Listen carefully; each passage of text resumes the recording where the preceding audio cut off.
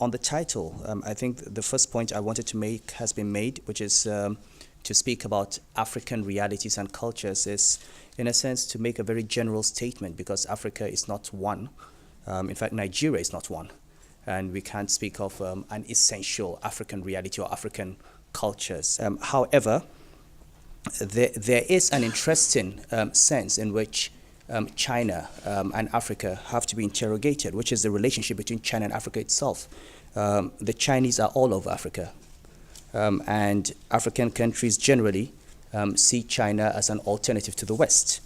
The question I think that we'll ask ourselves is, are the economic relations that the Chinese are forming with African countries any different from the post-colonial relations of the West? That is something that we need to look at. China's engagement with Africa has been an engagement that is one that turns Africa into a source of raw materials, investments in extractive industries, and as a market for finished goods. Now that is imperialism. China doesn't have a colonial history in Africa, but it's important, I think, as we look at China, to remember that China or America or England or France, what is the nature of the economic relations that has been established? And that is something that I'd like to talk about a little. Now, perhaps to lay the background and give a context to this topic and why it is important for us to consider, I would like to talk about my country, Nigeria, and where we are. Where our economy is as a result of the acceptance of the structural adjustment programs of the IMF in the 1980s, and what kind of economy we have in 2012. Now think of a country that is the largest country in Africa by population, 167 million people. 1 out of every 5 or 6 black people in the world is Nigerian.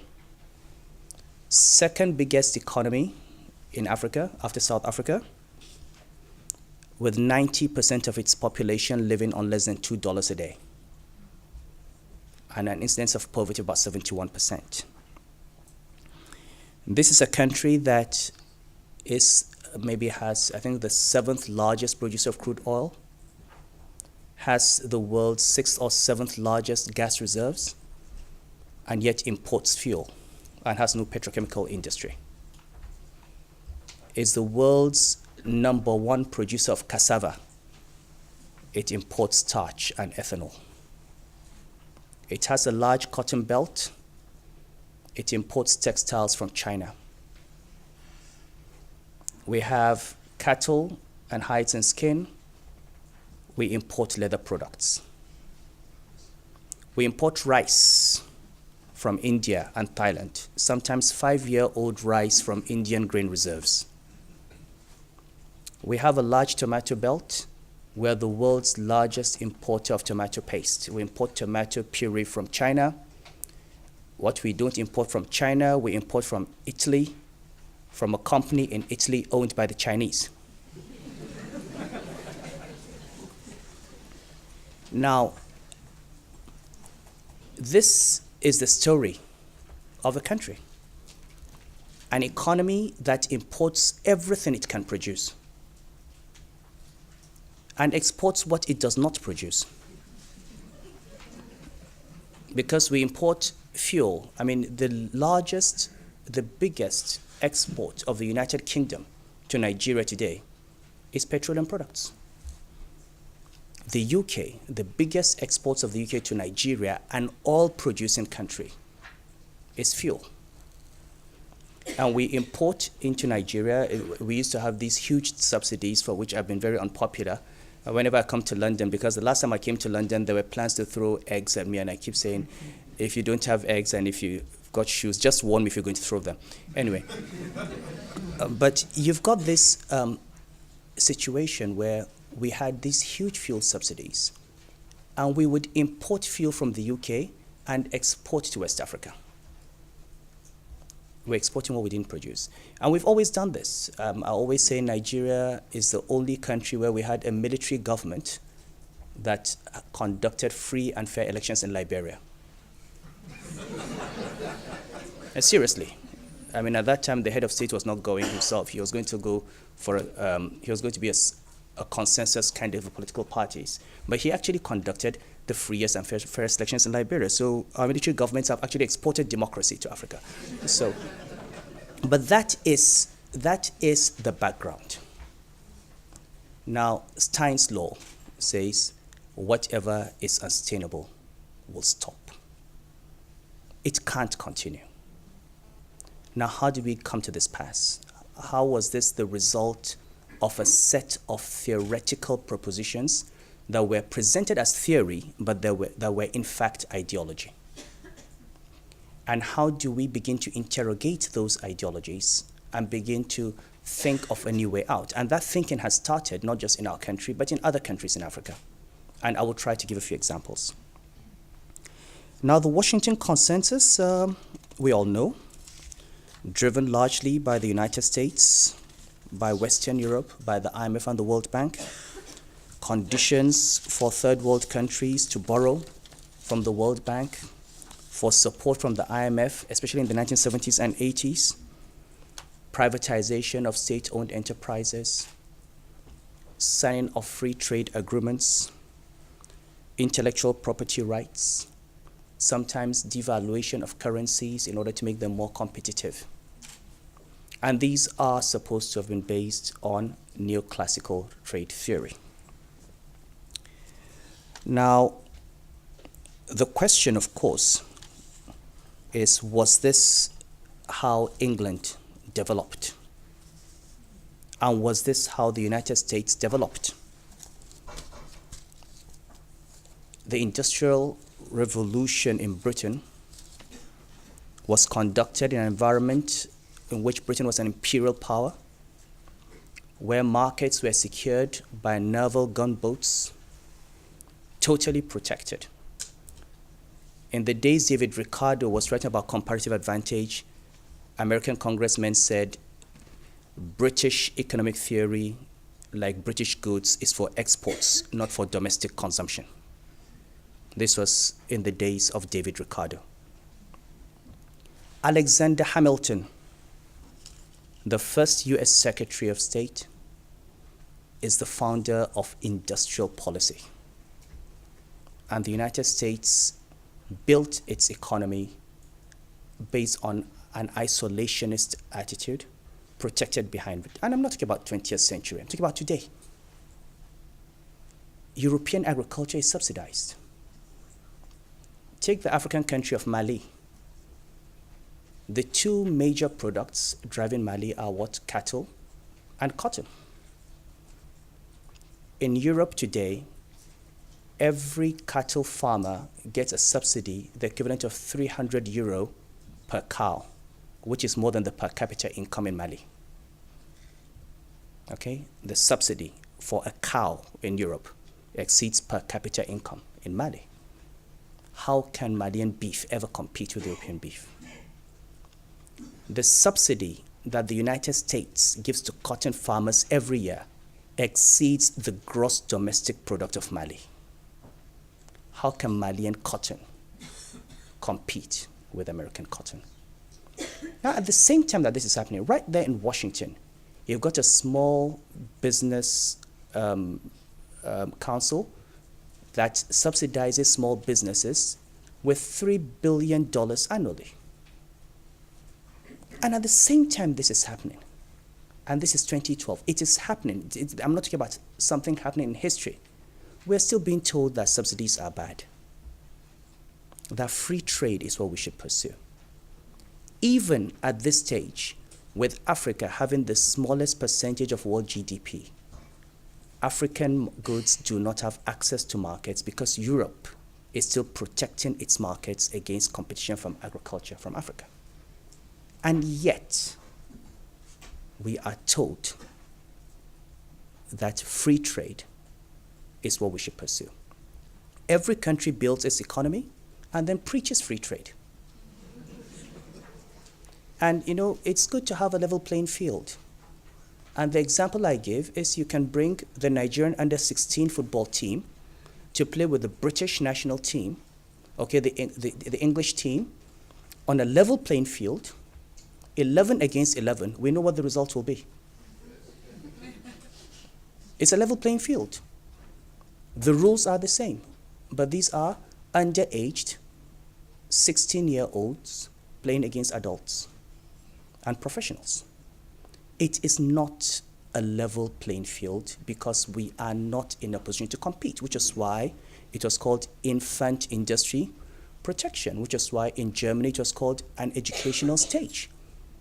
The history of Germany, the history of France, the history of Britain, the history of America is a history of protecting domestic production, building domestic productive capacities, and then having reached a certain stage, opening up to compete.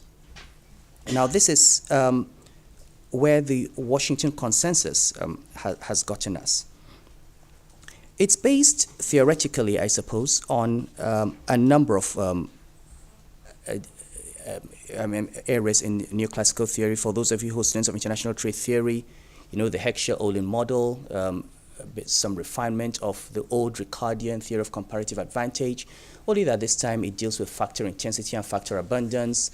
A country has comparative advantage in exporting those goods whose production requires relatively more of its relatively more abundant factor of production. And therefore, African countries should produce commodities which are labor intensive and export, and import manufactures which are capital intensive because Africa does not have capital.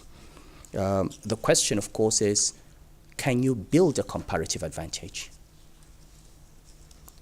We know, as far back as the 1950s, we know from Prebisch that any country that tries to develop based on exporting commodities never does, because terms of trade always shift against commodities. I have asked over and over again, show me one country in the world that ever became developed by exporting bananas. One country. Or coffee. Or cocoa, or crude oil. Never. You can earn foreign exchange, you can build reserves, you can create many billionaires as we have in Nigeria. There's a lot of money in there. Development? No. You do not develop until you are able to build a real economy that adds value to those commodities, until you're able to go into industrialization and have economies of scale. So that's one. The second element of this, obviously, is this whole issue of exchange rates. And this, in 1986, we had this huge devaluation that was supposed to solve all our problems. I still remember when the Naira exchanged for 1 Naira to a pound sterling when I was a child, then became 1 Naira to the dollar. Now we're at 150 Naira. We've gone to 200 at some point, and we still have not developed. And we're still being told that if you weakened your currency, you'd make your exports more competitive. And the funny thing is, if you actually go back to the theory itself, it doesn't say so. Because the theory does say that you can improve your terms of trade on certain conditions. That your exports are priced are denominated in your currency, your imports are denominated in a foreign currency, and the price elasticities of demand of exports and imports exceed unity. And nobody has ever asked whether those conditions exist. If I'm an oil-producing country, how do my exports increase? By devaluing my currency.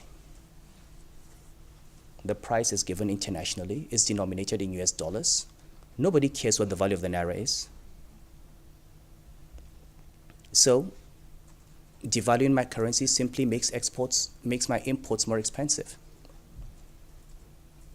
Cuts down industrial production, imports inflation, creates unemployment, cheapens local assets, and makes it possible for people who have foreign currency to come in and buy up the country, which is what happened. how do I reduce imports by devaluing currency if my economy is so structurally deformed that I need those imports to survive, if demand for imports is highly inelastic? Does it really matter what the value of the naira is? If the refineries are not working, the cars need fuel to move. I've got to import. If I'm not producing rice, and I have to import rice from India or Thailand, I have to buy rice, no matter what the value of the naira is, in order to survive. And so, I suppose for me, one of the major problems, and this is not a problem that started. If you just Google my name, and go back to 2000, maybe before that, I was part of this anti-SAP debate in the 1980s. We opposed it. We knew that it was not based on a sound understanding of theory, and certainly it was not based on an understanding of the ideological force behind it. And it was not a solution. But having said that, this is where we are. And we cannot turn back the clock. We cannot go back to 1986. We are in 2012. And the question is, for African countries, finding yourself in this situation, what is the way forward? Now, China. What has been the model for China? And interestingly, there's a lot to learn from there in terms of the general thinking, which is there's a focus on innovation. There's a focus on basically chaos management. And there's a focus on self-determination. So you had a situation where small communities, township, and village enterprises were encouraged to innovate, where they were rewarded. We had fiscal decentralization. And the Chinese basically believe in chaos theory. You can only start from where you are. There's no point starting from somewhere else. Where are you? What do you have? What are the resources that are available to you?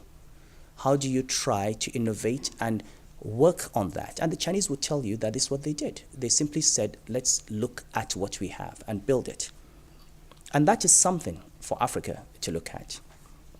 Now, looking at that means don't try to copy the Chinese model. Don't say you want to have an export-led model, because that is not necessarily what will work for you. If you tried to go into a textiles industry that would compete with the Chinese today in selling textiles to Europe and America, your factories would be dead. You simply can't. That is the reality. 1960, if we had started at the same time as the Chinese, that's fine. 50 years down the line, China has moved so far ahead, you can't compete. But we can compete in other ways. And the question is, why should it be cheaper to produce textiles in China and ship 3,000 miles to Africa than to produce textiles in Africa and sell in Africa? In other words, can't we compete with the Chinese for the African market? Can't we take Africa as our market, as one big market for goods produced in Africa? And what can we do, and what do we need to do in order to build that? Now, for me, and I always use Nigeria as an example, I say, if you say to me, in one word, what is the problem facing the Nigerian economy, I would tell you, linkages, externalities. Move from crude oil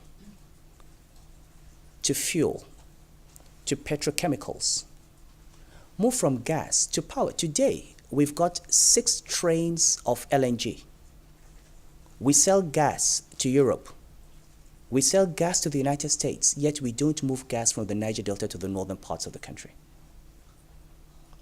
We do have cables that have brought bandwidth to Lagos. It is cheaper, it has been cheaper to bring telecoms from Portugal to Lagos than it is to take the cables from Lagos inland. roadblocks, rent seeking. I'm using very polite words. And it has bureaucracy, controls, and so on. And that, so, and these are basically what happens when you have built a resource-rich rentier state where people have over the years profited so much from the inefficiencies and dislocations that they make it difficult for change to happen. Nigeria has a population of 167 million people. Today we generate less than, by the way, there's a whole paper which I will distribute. I never read papers because it allows me to say what I want to say. You've got 167 million people with less than 5,000 megawatts of electricity. Less than 5,000 megawatts of electricity. And we are the world's biggest importer of generators. Why would the people making money selling generators to Nigeria want Nigeria to fix power? It doesn't make sense. Why would the people, we've just discovered that we spent over 2 trillion naira subsidizing the importation of petroleum products. I mean, I can tell you for free, one of the people who was benefiting from fuel subsidies and who was not paying his loans to the banks, I just discovered a few weeks ago, he's bought a polo club in America. He got paid fuel subsidy, he didn't build a refinery, he bought a polo club in the United States. Now, this is what happens in a rent-seeking environment. You're not even in primitive accumulation, because primitive accumulation, you build the money and then turn it into capital and invest it. We just make the money and go and blow it, and then come back and make it and then go and blow it. Polo club. I mean, what? And in America, of all places. I mean, not a golf course. So, so the reality, okay? I mean, I never knew Americans rode horses, apart from the Wild West, but anyway. What we have is the need to move, and this brings me to the point China made, and the work that we're doing in the central bank and with the Ministry of Agriculture. My interest in agriculture started from one question, and this was after I became governor in 2009, and we realized what had happened to the banks and saw that the real problem was that, part of the problem, apart from governance, was that the banks had lent a lot of money to the capital market, a lot of money to real estate, a lot of money to all marketers, and there was very little money going to the real economy. And the question that people kept asking was, how come in an economy in which agriculture is 42% of GDP, agriculture gets less than 1% of bank lending?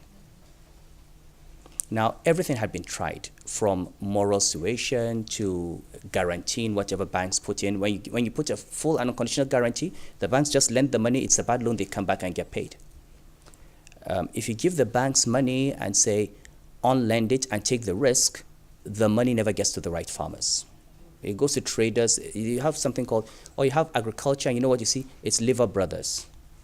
It's Guinness, a brewery, yeah. They buy after all, malt is agriculture, isn't it? So it's Guinness, and so on. But you never really get it to the farmers. And for me, I thought I needed to understand, because coming from a risk management background, I knew I never got commercially viable agricultural projects, bankable projects. And the reason was that the economic policy of countries like mine simply did not make it possible for viable agricultural enterprises to thrive. No banker would lend to a tomato farmer if 40% of that output is going to perish between the farm and the market. You've got to invest in storage, you've got to have cold rooms, you've got to have the processors near there. There's no point giving money to, even though we're the #1 producer of cassava, banks would not lend to cassava farmers because the starch companies are located so far away from the farms. And you know, when you transport cassava for 100 kilometers, what are you transporting? It's water. You're spending all that money transporting water. So it's simply not profitable to finance a cassava farmer. Same thing with rice. If you don't have the right rice processing mills, if you don't have access to markets, if you're producing local rice for which there is no demand that cannot compete with Thai imported rice, no bank lends to the rice farmers. So part of what we're doing is trying to fix that value chain and saying, we want to understand with each product, and we did a study of products. We did cotton, we did rice, we did cassava, we did soybeans, we did potatoes and so on, and tomato. Said, what is it that needs to be fixed? And we discovered a number of interesting things. I'll give you an example with tomato. We discovered, for example, that in Nigeria, under the law, one company owned by the government has a monopoly on foundation seeds. So you've got all these fantastic research that's happened in universities. It's not commercialized because the law and the regulations around foundation seeds do not allow private investment to go into producing these high-yield varieties and commercializing by the private sector. You produce the seeds, you've got to give the Nigerian Seeds Council. They have the monopoly, and if you go there now and you want foundation seeds for rice, they'll give you seeds produced in 1985 because that is the latest that they have. So that had to change. So you've got tomato that's been produced locally that does not give you the kind of China red paste that you would want in your market. So even if you process that tomato, there'll be no market for it. Meanwhile, we've got about 13 varieties of tomatoes sitting in universities that can be multiplied, which can produce the China red tomato that you want, having fixed the value chain. And the same thing we discovered with so many of those value chains. Now, working with the Agricultural Ministry, what we're trying to do is fix the value chains. Right now, we've got on rice, I think the Agriculture Minister just come back from China. We've secured a China Exim loan. We're importing about 100 rice processing mills, and 100 rice processing mills, when they come into production, would essentially reduce our total rice imports by more than 70%. So in about 18 months, you'll be almost free from importing rice. Okay, now, as you fix the value chains, what happens? If you move away from just, what do you do with that cattle? Like I say, other parts of the world, you take the cattle, you take milk, sometimes you slaughter the cattle, and you produce shoes, and you produce bags, and you produce belts. In Nigeria, we take the cattle, we eat the meat, and the hides and skin. Okay, we don't do belts. We put that in a pot. There's something called pomo, which is a very, which is a Nigerian delicacy. It's cooked leather, but it's and it's if you ever go to Nigeria, ask for a pomo pepper soup. It's called and that's it. So we literally consume our GDP. Okay, now, we now have to build a proper leather value chain where these skins don't end up in the kitchen, but go to a factory, okay, and we produce leather and produce belts and bags. And this sounds funny, but if you go to Ethiopia today, the Chinese are producing gloves and shoes and leather products and exporting from Ethiopia. And there's no reason, and the leather that we have in Nigeria, the goats, it's actually called Moroccan leather, and that is the best quality that you find. But apart from wet blue, we don't do much, and these are the kinds of things. So it's leather, it could be cotton, it could be cassava, it would be rice, okay, it would be tomato. It's simply about saying, when do we stop importing textiles and fabric and producing? Why does Nigeria need to export? If you've got 167 million people, why is Dangote the richest man in Africa today? He simply said, I've been importing flour, importing sugar, importing rice. If this is such a big market, why don't I start producing these goods? He set up a cement plant. Okay? Nigeria was importing so much cement. If you've got 167 million people and more than half of the population is young, you're going to need a lot of houses. You're going to need building materials.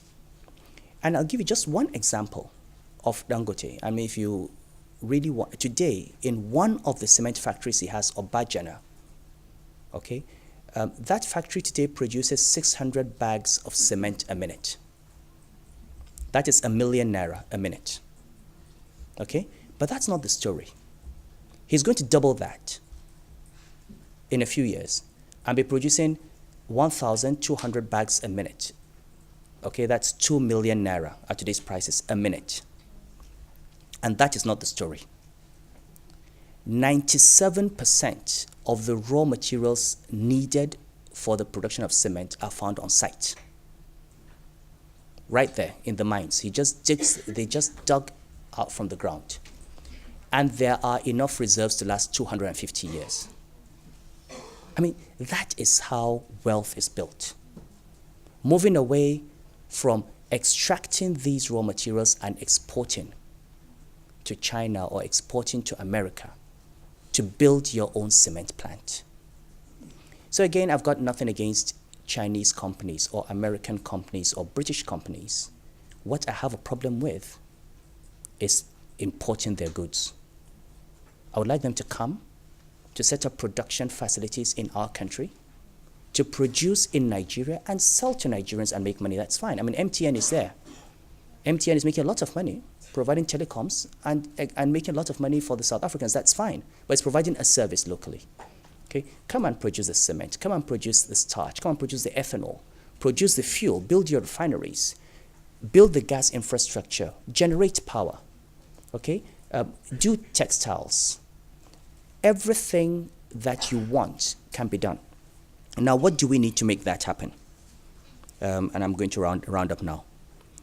First of all, I think a very clear direction in policy. A change that sees Africa as the primary market for African goods. I think at the moment, in the short to medium term, it will be foolhardy for African countries to take on the Chinese and the Indians in the international markets. But I think if we actually focus on building first-class infrastructure in Africa, we could produce goods in Africa that would make it difficult for goods imported from China to compete. Why? In the last 20, 30 years, China has lost its advantage of labor costs. The Chinese economy has grown, labor costs have doubled. 20 years ago, it was possible for the Chinese to rely on cheap labor. Right now, labor costs in China are higher than labor costs in Africa. Now, why is Chinese labor more competitive? It's because of the productivity of labor. What we need to do is invest in technical and vocational education and get the same level of productivity per unit of labor hour, and then we will get labor competitiveness. The second advantage China has is infrastructure. In the 1960s, the Chinese came to Africa because the infrastructure in Nigeria in 1960 was better than the infrastructure in mainland China. It was easier for the Chinese to come to Ibadan, to Aba, to Lagos, to Kaduna, to Kano, and set up a textiles firm than to do it in China. But the Chinese, since then, built first-class infrastructure. Power, the roads, the rail lines. We need to dredge the rivers and the ports. So infrastructure, that is the second. Now, of course, the third thing is governance. Big problem. All the roadblocks that we have that are totally unnecessary. The Nigerian Electricity Reform Act was passed in 2005.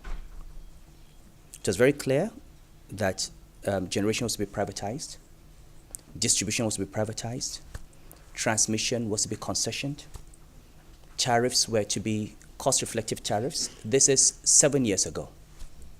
We're still talking. Why? There are no new ideas that have come up in the last 7 years. Every time we talk about a power roadmap, the roadmap is not different from the roadmap we had in 2005. Meanwhile, countries like Ghana came and took that roadmap and ran with it. I know because the central bank owns 60% of an investment bank called AFC, African Finance Corporation. AFC is lending money to power plants in Ghana. We can't find power plants in Nigeria to lend to. Okay, we're lending money to renewable energy plants in Cape Verde. Cape Verde. And we cannot find plants to lend to in Nigeria. Ethiopia, which is a post-conflict state, they call them as a post, I like,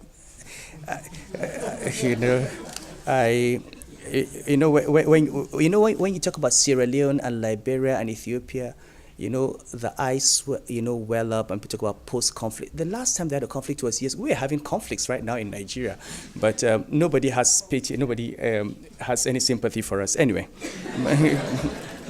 but Ethiopia is generating 5,000 megawatts of electricity. And in 3 years, Ethiopia will be generating 12,000 megawatts. Nigeria is at 5. Togo is generating 3.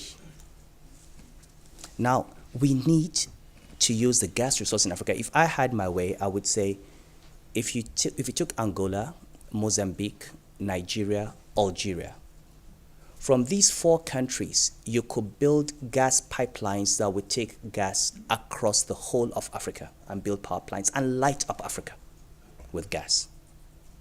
Someone needs to think about that.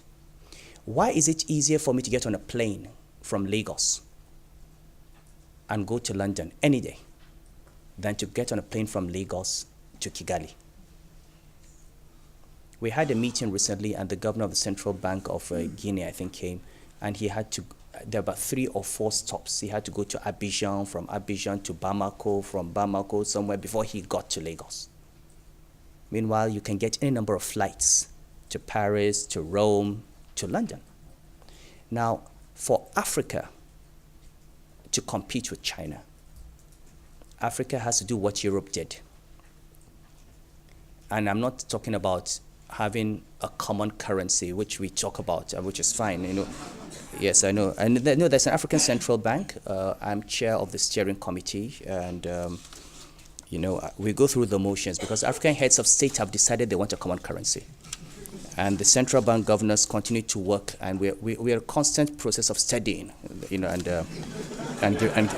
giving reports. And we will get there. But before you get there, integration. How much trade do we have between African countries? 10% of our trade. And why? Why should it be 10% of our trade, given how much Africa imports from outside Africa that can be produced in Africa? And that is the first question. Have we signed up to world trade agreements that have made it impossible for African producers to take advantage of African markets? I mean, that is the political decision that African heads of state have to take. And part of the challenge is when you go to the World Trade Organization, China comes to the table and says, what is good for China? India comes to the table and says, what is good for India? Africans, we go to the table and say, what is good for France? What is good for America? What is good for Europe? Because you ask yourself, why anybody would ever put his signature on some of those agreements that say, open up your market, import textiles and fabric from China, kill your textile industries, throw people out of jobs. In Nigeria, the textiles industry used to employ 600,000. Today, it employs 25,000. And we're still wearing fabric. We're still buying. Our women buy batik from Indonesia. They actually now take the designs to China and have designs made in China and bring in to sell. Now, these are the greatest challenges I think that Africa has. How do you integrate? How do you build your comparative advantage based on agriculture and extractive industries? You know, we've talked about cement. You've talked about petrochemicals. We talk about power because you've got gas resources. We talk about textiles. We talk about food and processed food. Morocco, and I wouldn't like to say Africa, and that's why it's interesting when you talk about Africa. Morocco is Africa, but 40% of the European consumption of tomato is produced by Morocco. Now that is one example. And Morocco has a fantastic automobile parts industry. That is one model. So there are models that are working. I would not say that all African countries are where Nigeria is or where West Africa is. Morocco has gone a long way in that direction. Tunisia had a very good model. Unfortunately, it was tied to French demand, and therefore when the French crisis happened, we saw the weakness again of having a model that it's so dependent on exports, okay, which is what China itself is going to face. But to sum up, we need to look at economic integration in Africa. We need to look at value chains. We need to look at Africa as a market. And we need to understand that protecting that market and protecting those industries and creating jobs in Africa has to be the foundation for African growth. Any kind of foreign direct investment in Africa which builds productive capacity in Africa is welcome. We should discourage the importation of finished goods. We should discourage the exports of our raw materials. It doesn't matter if the company is Chinese or American or British.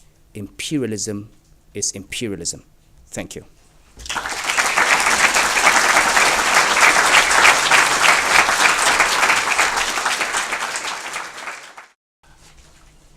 Just to touch on very quickly on some of the points the governor made regarding our topic. It's important, I think, very important, given the high quality audience we have here, a lot of whom I know personally or who I know by reputation. It's very important to take note of all these things and actually try and take action in whatever way, shape, or form you can. Because the things the governor is saying are a chart, a path for the way forward. These are the practical, he's actually, if you think about it, at the cutting edge of development, right? Dealing with the realities, the practical day-to-day realities of how do you actually get an economy moving in the right way. So these are very practical steps we're talking about. You can look at it at the African level. What he said is exactly on point. Africa has to be a market for Africa. In my role covering sub-Saharan Africa as a whole, it's extremely frustrating to me when I look across the continent, and as the governor said, the level of intra-African trade between countries, even within regions, is tiny, 10% maximum. So we sit and we're talking about common currencies, even the borders. I was speaking to the Consul General from Niger today, and only very recently have they actually, in fact, implemented the free border access they're supposed to have across the border with Nigeria. So if you were sitting here with a huge potential market, and yet we haven't taken the practical steps to actually make that market a proper internal market. So I wanted to reemphasize the points the governor is making, because these are things that all of you in your various capacities have to actually think about. What can I do personally, professionally, to get these things implemented, whether it's by talking to people, whether it's by getting on the internet, looking at blogs. We have to take action. I'll come back to this point later on, but I don't want to talk too much before I go on to our next speaker. But just to reemphasize those points, Africa must be a market for Africa. We need to make integration real. We need to have a market that can be addressable so that we can export to each other. At this point, it just doesn't happen, but these are things that are doable. And we need to build it around, as he said, comparative advantage in natural resources and agriculture. We're already ahead on labor costs, but what do we do to take advantage of it? Key questions. Anyway, I want to thank the governor very much once again for that.